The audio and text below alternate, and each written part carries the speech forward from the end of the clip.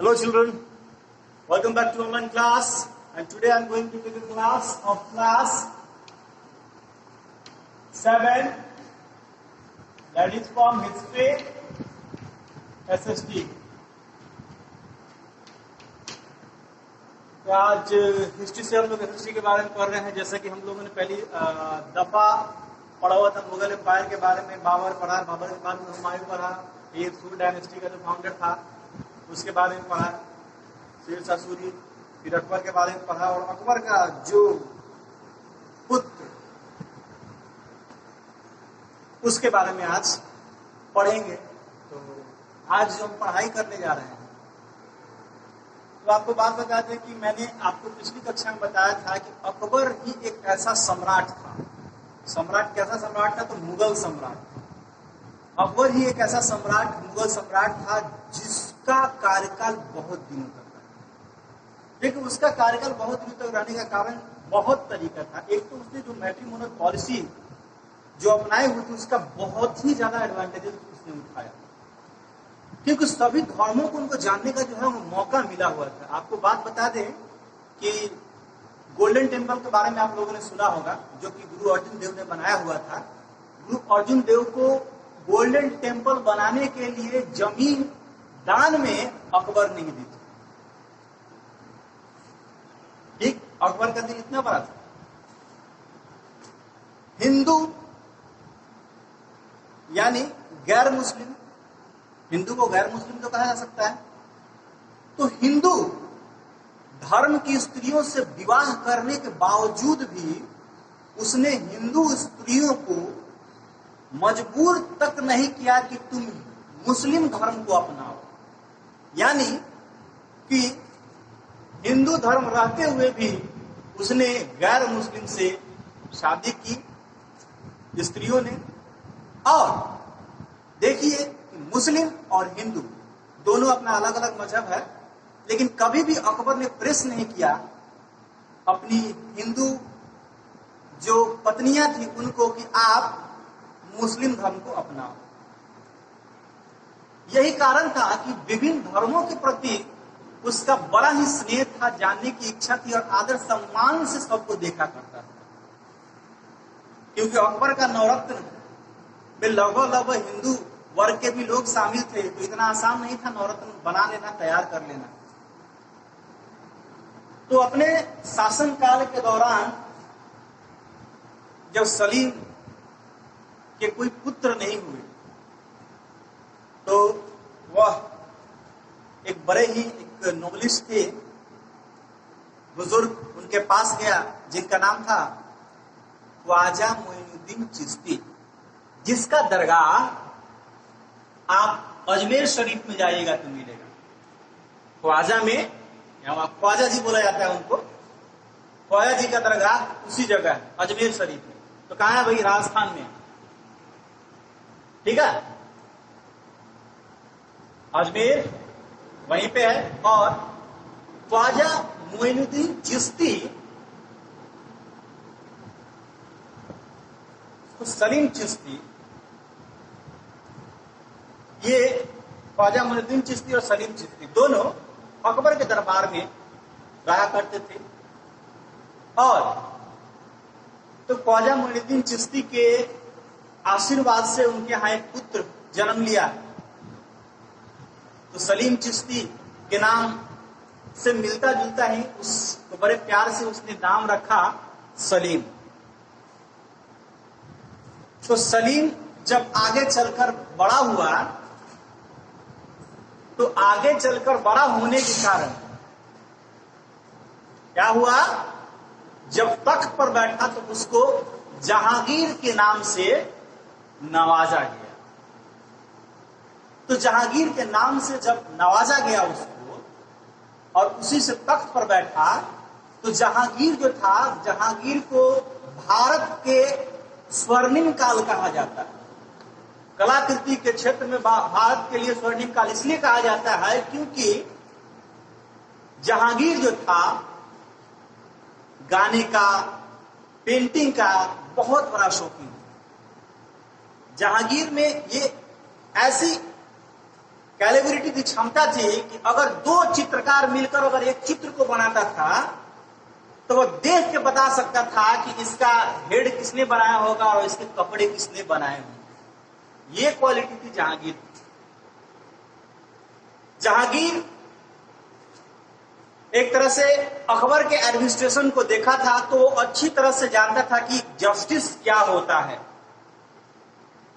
उसके एडमिनिस्ट्रेशन को संभालते हुए उसने बहुत सारी चीजों को देखा और फिर देखिए उसने निजात किया कि नहीं, कुछ ऐसी चीजें होनी चाहिए जो कि अगर पब्लिक सीधे अगर एम्पेरर से कनेक्ट होना चाहे तो वो हो सकता है।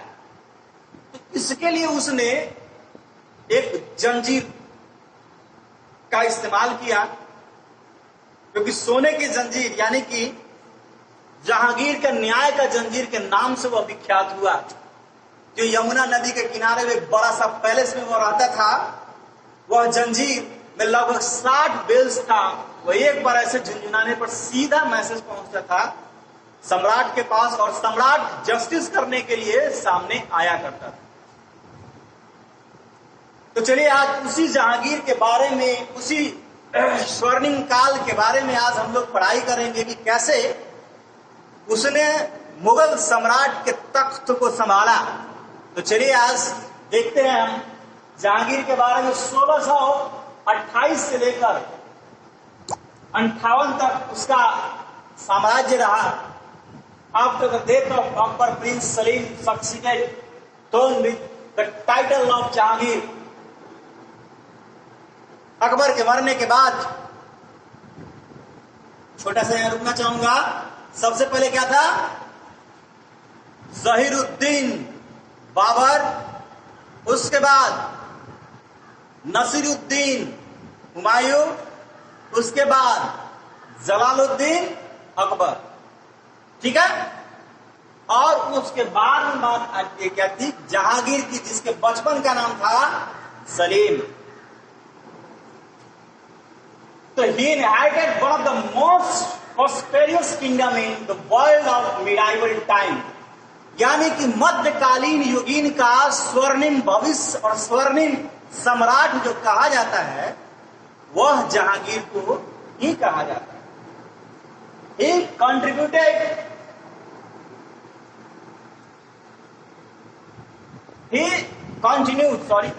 continued his father's policy winning over the Rajput। तो जहांगीर ने अपने फादर का एडमिनिस्ट्रेशन अच्छी तरह से देखा था और उसकी मैट्रिमोनियल पॉलिसी उसे बड़ी अच्छी लगी थी।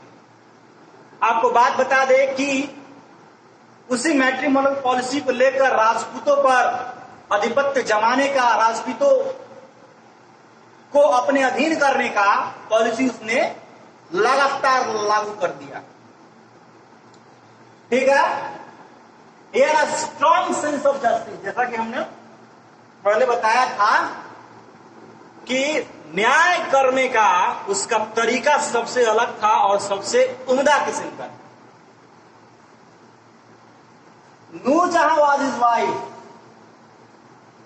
नूरजहां उसकी पत्नी का नाम था। ठीक है। एक्चुअली नूरजहां का ओरिजिनल नेम था मेहरुनिसा। आपको बात बता दें कि मेहरुनिसा एक टाइटल के द्वारा एक नया टाइटल दिया गया, एक नया औहदा दिया गया और उस औहदे के रूप में नूरजहां के रूप में, जिसका मतलब होता है लाइट, उस नूरजहां के नाम से वह मेहरुनिसा शेख विख्यात हुई। एक्चुअली मेहरुनिसा शेख उसकी पहली पत्नी नहीं थी। यानी कहने का मतलब यह है कि मेहरुनिसा के लिए जहांगीर साहब जो थे, जहांगीर जो कि अकबर का बेटा था, वह पहला पति नहीं था। यानी कि मेहरुनिसा ने 2 शादियां की हुई थी। अकबर के मर जाने के बाद में अकबर के हरम में, हरम की जो औरतें थी, तो अकबर के हरम की औरतों को एक सर्वेंट की जरूरत होती थी, तो एज ए सर्वेंट एक लेडी आई थी उस हरम में जिसका नाम था मेहरुनिसा। और जहांगीर बड़े ही दुलारे हुआ करते थे जोधा के। तो एक रंग पर्व होता था, उस रंग पर्व में पहली बार मेहरुनिसा को देखा और उनकी आंखें चार हो गई। मेहरुनिसा के अदम्य खूबसूरती, इंटेलिजेंस पे वो फिदा हो गए। उनको यह पता नहीं था कि वह विधवा थी। तो मेहरुनिसा जो थी वह अली कुली बेग की विधवा थी, जो कि जहांगीर के सैनिकों में से एक था, एक मंत्री था। दूसरी बात, उसने विधवा से शादी किया थी और बड़ा ही उसके करीब था। और इस नूरजहां ने एक बच्चे को जन्म दिया जिसका नाम था खुर्रम, और जो आगे चल के शाहजहां के नाम से प्रसिद्ध हुआ। तो आज के लिए इतना ही, बस खुश रहे और कोरोना से बचते रहे।